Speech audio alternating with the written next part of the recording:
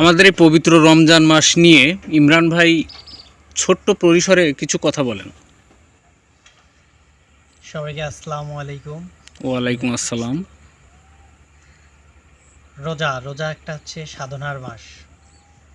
আমরা সারা বছর খাওয়া দাওয়া করি, একটা মাস আমাদের আল্লাহর হুকুম যে রোজা রাখতে হয় আমাদেরকে।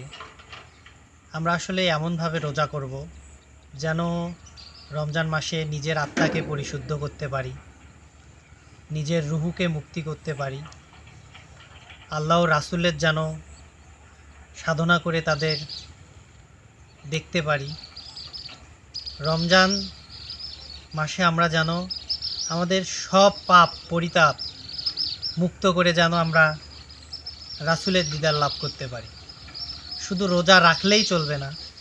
আমি শুধু বলবো, আমরা সিহরির সময় উঠে খাইলাম আর ইফতার করলাম, এটাই আসলে রোজা না। এটাই আমি আপনাকে বোঝাইতে চাইছি, এটাই আপনাকে বলতে চাইছি যে রোজা মানে শুধু সংযম করে থাকা না, হ্যাঁ, না খেয়ে থাকাই না। বিস্তারিত আপনি বলেন। আমি যেটা বলতে চাচ্ছি, রোজা হচ্ছে আমাদের জন্য কি ফরজ। ফরজ আমরা যেহেতু রোজা রাখবো, এমনভাবে রোজা করব যেমন রাসূল সাল্লাল্লাহু আলাইহি সাল্লাম যেভাবে আমাদের রোজা রাখছেন সেভাবেই রোজা রাখব। যেন আমাদের পাপাচার, পানাহার, কামাচার থেকে বিরত থেকে সার্বক্ষণিক আল্লাহর জিকির স্মরণ করে যেন আমরা সার্বক্ষণিক রোজাটা রাখতে পারি, তাহলে আমাদের সর্বোত্তম রোজা হবে।